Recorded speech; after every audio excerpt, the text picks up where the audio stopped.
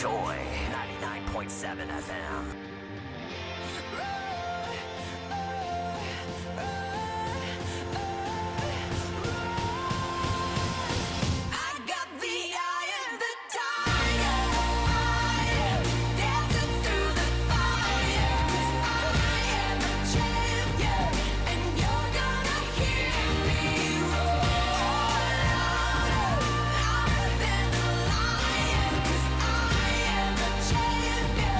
When you hear the sound of this tune, you definitely know what time it is right here. Good evening and welcome to Strong and Sassy on Joy 99.7 FM. Tonight we're talking about a kind of pain many women carry quietly. Pain that is often dismissed as just cramps. Pain that doesn't always have a visible face but can change a woman's entire life. Yes, endometriosis. Now, for some, it takes years to even have a name for what they're feeling. Years of being told to endure, to manage, to stay silent. But tonight, we're choosing a different path, which we're listening and we're learning. And most importantly, we're giving that pain a voice. And my guest is in studio. I actually want to give her the means of introducing herself to us before, I do something to her name that I would not want to do. But hey, Talata, you're welcome. Good evening to the show. How are you doing? Thank you. I'm good. And you? I'm also fine. We know you as Talata, but you have, a full-blown name. So please introduce yourself to us. So the name is Akongzirigo Azitariga Atinganma Talata. Okay. You're welcome again. Why are you laughing? It's a beautiful and it's a unique name. You know, when I share the flyer, people are like, oh, wow. When she comes on the show, let her know that I think her name is quite unique. I'm like, yeah, it is unique. So please get closer to the mic. Just adjust it to yourself. Exactly. Thank you. Now, we've been speaking off air for a while through my producer and would want to start off by knowing your endometriosis story. And so we want you to start from the beginning. There's a part where you mentioned that you've been battling with this for 17 years. Yeah. Prior to that, looking back, when did you first realize that, your period pain was not the usual, as a woman, you feel the pain a little bit? When did you start noticing this could be more than that? So initially, mine did not even start with pain. Okay. It was constant blackout. So those who know me from 20 years ago, or even, let's say, 18 years, would know that I used to black out a lot. Like, I just be with you, be speaking, and I'll black out. So looking back, it was due to endometriosis because, one, I was bleeding too much and I was usually transfused. And I didn't think that it was a big deal because all the doctors were not even able to put one and two together to know that, okay, she was blacking out because of this. Yes. So until when I was diagnosed and I started reading about it, that was when I realized that, okay, the terrible tummy pains and the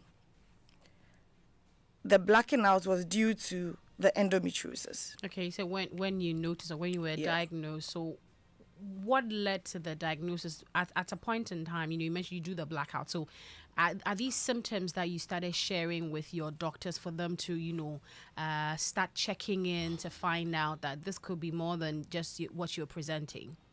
So it got to a time that I was bleeding a lot, like non-stop. I could go about like 3 months bleeding. No off days, I was always bleeding. Then the doctor said it was a dysfunctional vaginal bleed. Excuse me? Dysfunctional vaginal bleed. I can remember this very well, yes.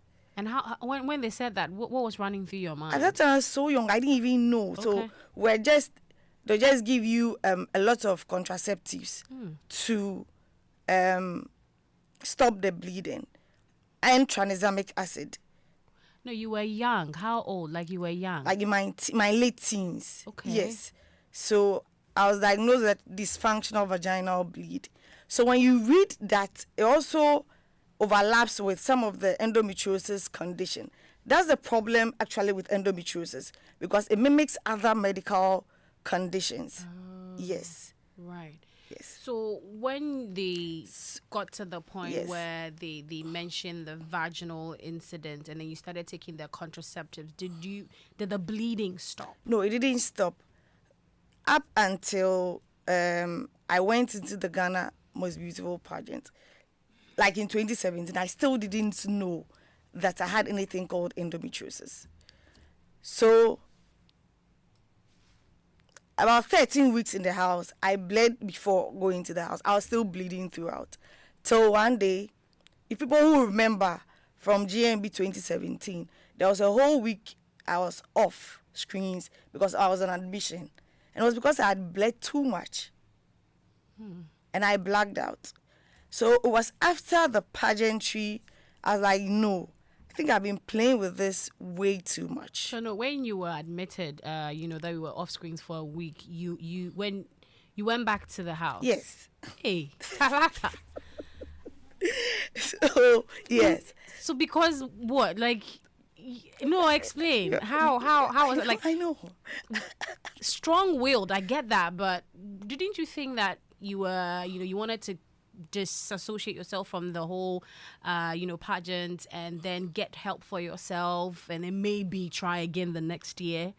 Oh, no, because Your region didn't have a representative at the time, so you want to prove yeah, something. Yeah. So, yes. I see. So it was after the pageant in 2018, I started looking for help. Like this one, I was going almost everywhere to look for help. Then I had this diagnosis first. Said fibroids. I was like, okay, I don't think I have fibroids. Then I dragged my feet about the whole diagnosis till 2020. Okay. Then right around I think 2 weeks prior to COVID-19, Yeah, COVID-19, yeah. it was bad. The bleeding was bad. The pain was so intense. It could just hit me and I can't do anything.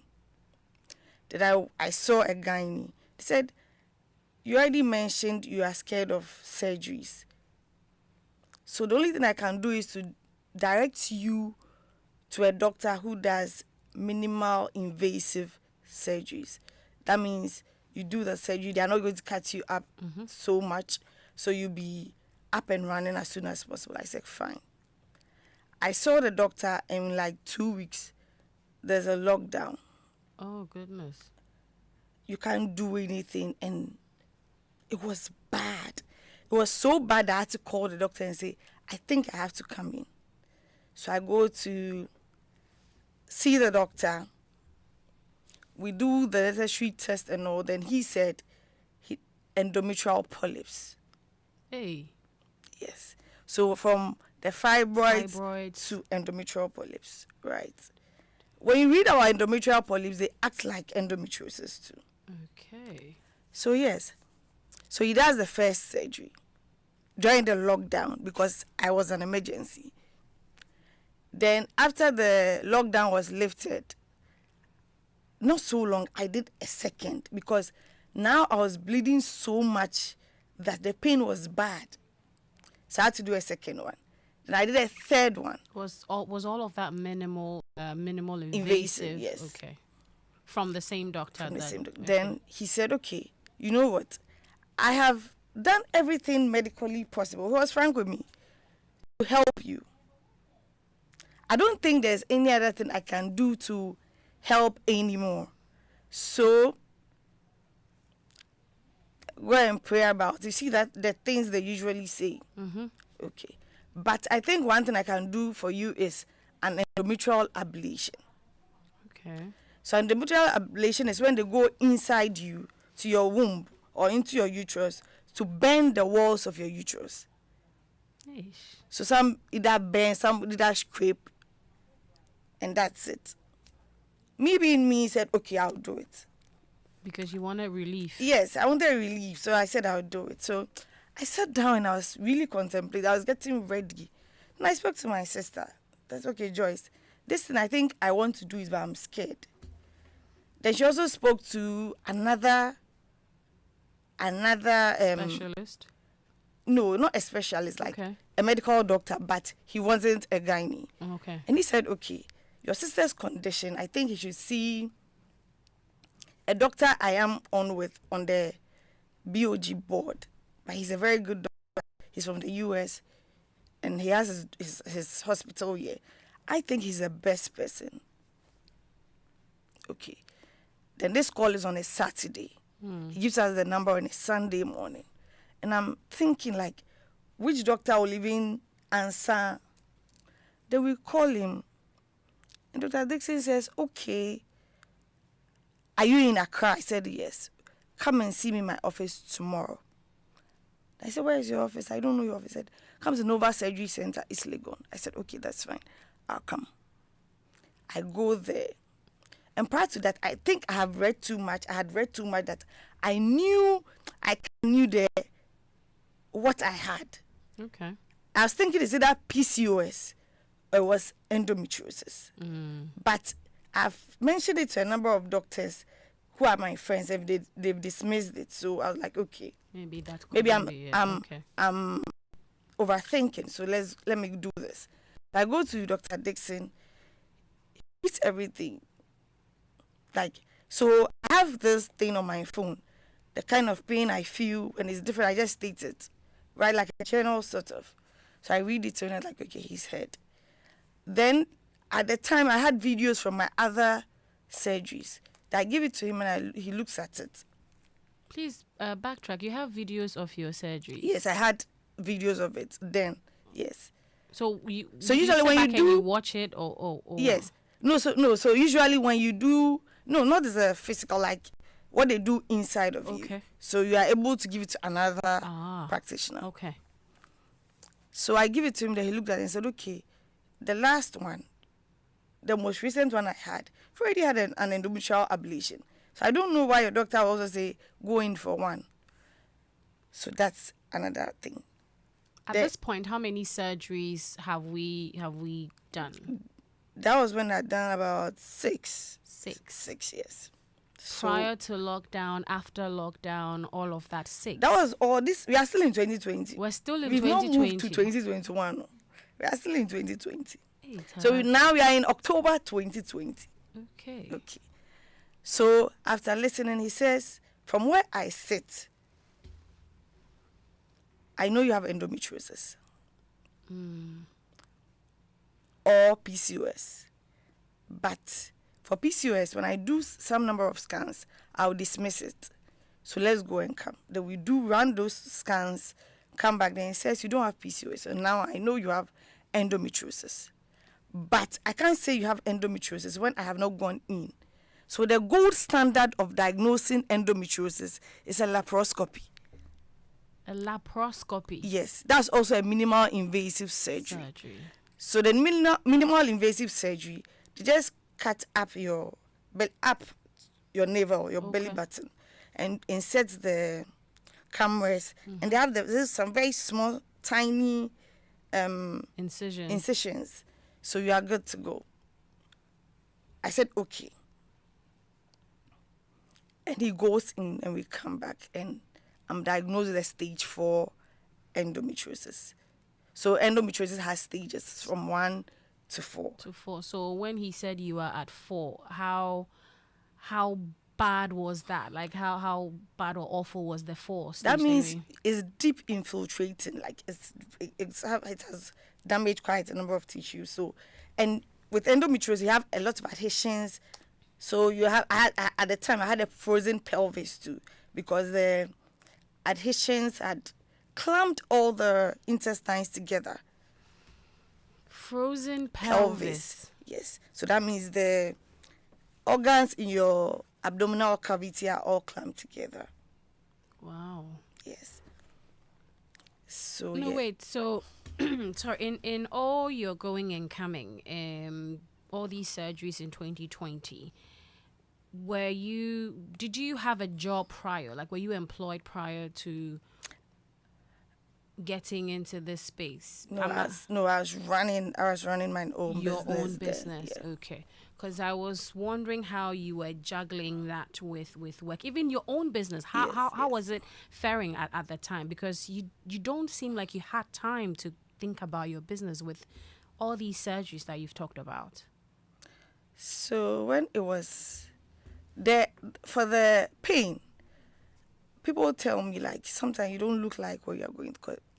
At that time, I had a very good way of masking my pain and even the bleeding. A lot of people didn't know I had bleeding issues. But those who knew me then knew that I always carried sanitary pads along.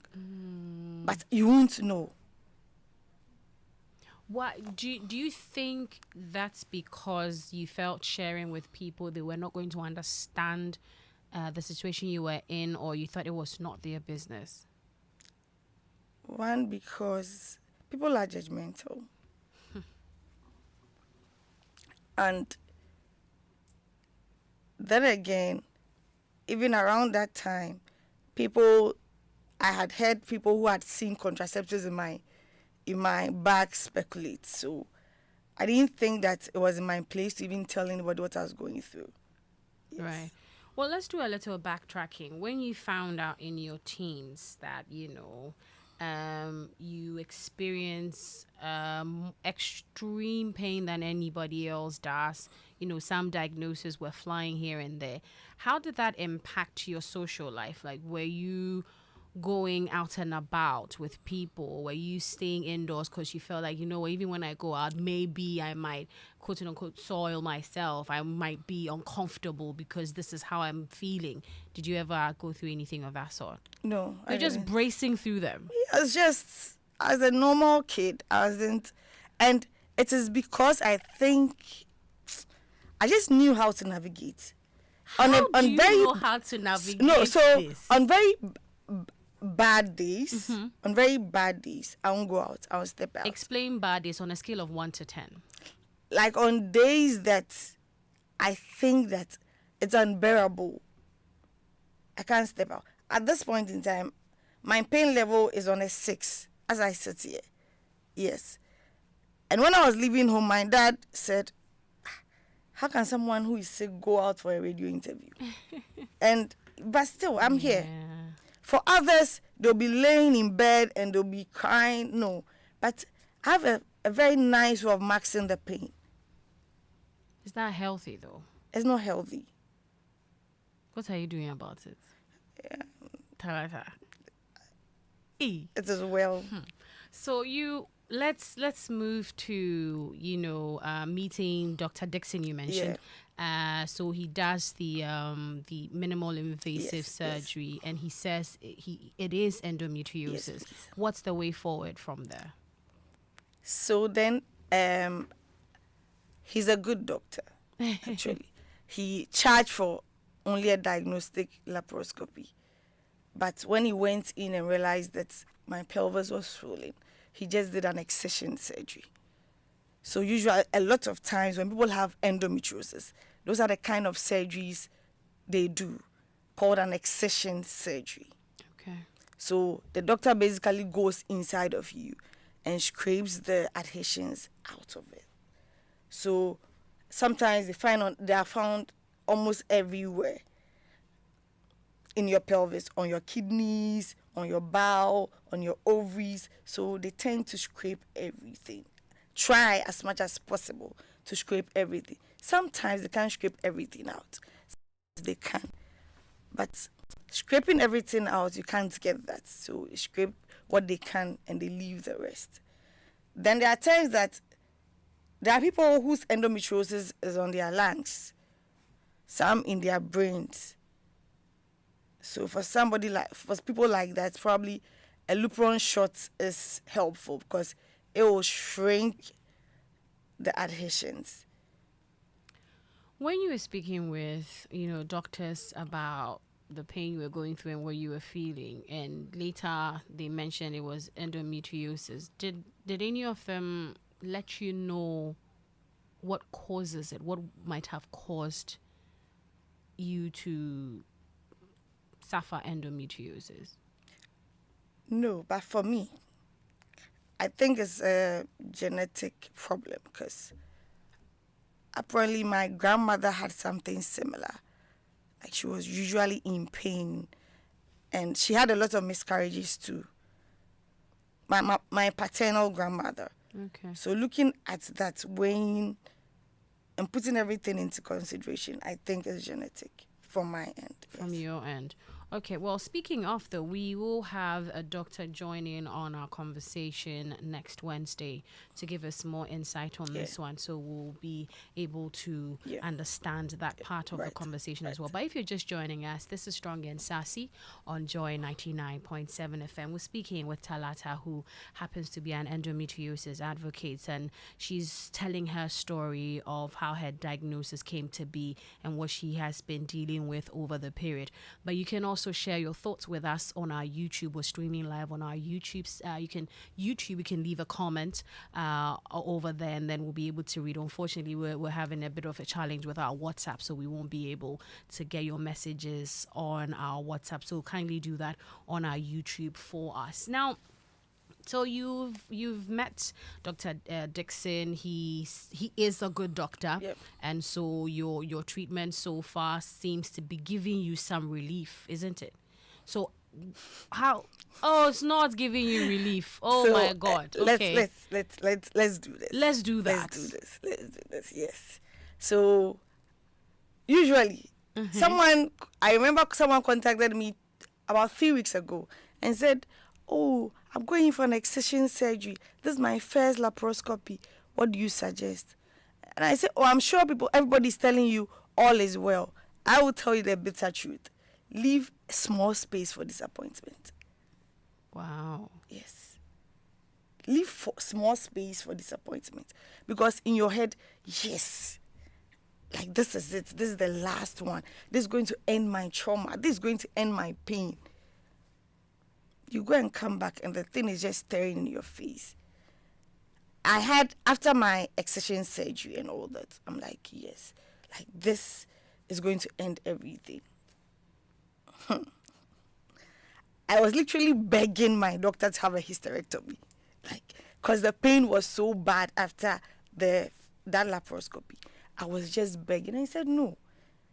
After when I take out a uterus, you still have pain. So I won't do it. No, so even if you had gone through a hysterectomy, you would have probably still been going through the pain. Yes, but eventually I did it. You did the hysterectomy? Yes, I did it, yes. What made you come to that decision? That's like down the lane. So we should wait for that part. Yes, we should.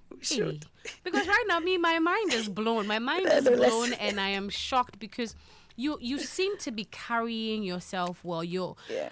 And my support system is your good. Support system is great. We thank your support system because you have mentioned 2026 surgery so far, and I'm sure that cost a lot of money. Would you like us to just give us a brief idea how much all these surgeries cost? I think this time, maybe we're over 200K right now. Or like 300 or something. In Ghana cedis? Yes, please. Interesting. And according to the information I have, surgeries in Quantas own baby because they're apparently there's more. Yes. Ish. Okay. So what are you doing to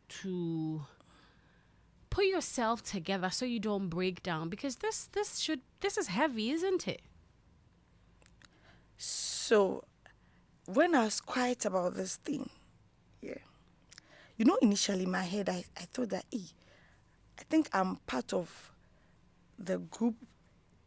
Sorry, in Akando term as Yarefo. You understand? Oh, that was how you were thinking. Yes. But speaking to Dr. Dixon, I realized that I'm not the only one. Then I sat down and said, I read a lot.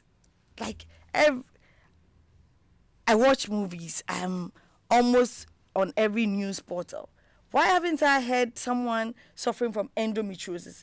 Because I'm very sure that if people were making noise about endometriosis the same way they were making about breast cancer, I sincerely wouldn't have been here. I sincerely wouldn't have been here. Because everybody knows someone with endometriosis. You can never say you don't know anybody with endometriosis. In your circle, you have somebody who is skipping school or work when they are menstruating. People who are blacking out, throwing up excessively when they are menstruating. Like people who can't function at all when they are menstruating. Those are indicators for endometriosis. So I think that coming out to share my story actually makes the burden lighter. Yes. Okay. So you have done, minimal invasion surgeries, as you've mentioned, and now what was the conversation like moving forward? Because you were advised against hysterectomy then. What was the reason, aside the fact that doctor mentioned that if you do go through with it, you are still going to go through the pain? Okay. But you mentioned that you ended up getting it. But before we got to the part where you agreed to do the hysterectomy, what was life like back then? So, two things. Hysterectomy doesn't cure endometriosis. I want to put this on record that hysterectomy doesn't cure endometriosis.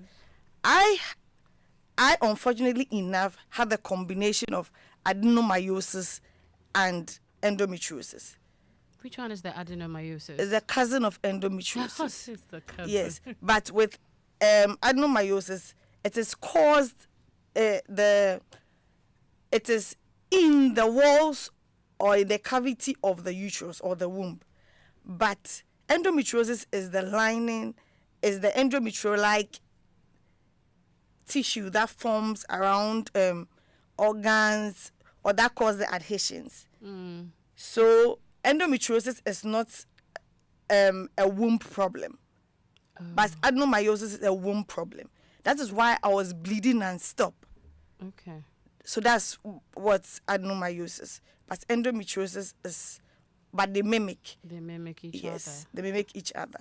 So I had to take out the uterus because of my adenomyosis and because of the absurd amount of blood I was losing. Wow. Because at the time I was doing my hysterectomy, when they dashed me to you, you don't like it. When it dashed. Because I was so pale that, like, you wouldn't even believe that, okay, I was this person before this. Because I was always bleeding. And I couldn't even stop the blood. So I chose quality of life over fertility or childbirth, they would say. Right. And I'm pretty sure such a decision, you would have to have a conversation with your family. Yes. How did your family respond to this? Because your mom would want to have a grandchild from Talata. Oh, yeah. So I think that God gives the toughest battles to his beloved children. Anybody who knows my mother, the prayers, the kabish, like the way she can pray. I know that at the time she was asking God, like she was challenging God, like something. But that day she was calm. She was very calm about it. It was my dad who was, because he was out of the country, on phone with me, talking to me, like encouraging me, saying that, see, you have a lot of kids around. Like you have a lot of kids who adore you. You have a lot of kids who see you as a mother figure. You even have a lot of kids in our village that you can go for. You understand? For my parents, they were good. There was no hesitance, because if you live with the pain and torture I was going through, I don't think you would actually think about childbirth. They would want to think about your well-being first. What about relationships? Oh yes, when it comes to Me, I'm an open book. So before you know me, you know that I have endometriosis. Yeah. So it's one of the first conversations you have You with have, yes. your partner. Even now, I tell you, start speaking to me, or do I tell them I have done hysterectomy. I can't have kids with you the natural way unless you have other alternatives. Then fine. Unless you want us to use other alternatives, then fine. But you know, one thing, when somebody wants you, tell the person, I go through this pain. Like, I don't get it. Sometimes it's so bad, and I don't have a womb. This, if you start complaining, the person like, oh, don't worry, I'll be there for you. So it's different when the situation is narrated to you. Like right now, you are just imagining it, because the pain you've seen someone go through doesn't match what I go through. So when it gets to a 10, and I'm here, you can't sit in the same space with me. That is when reality dawns on the person that, hey, Charlie, be like I do yawa. You understand?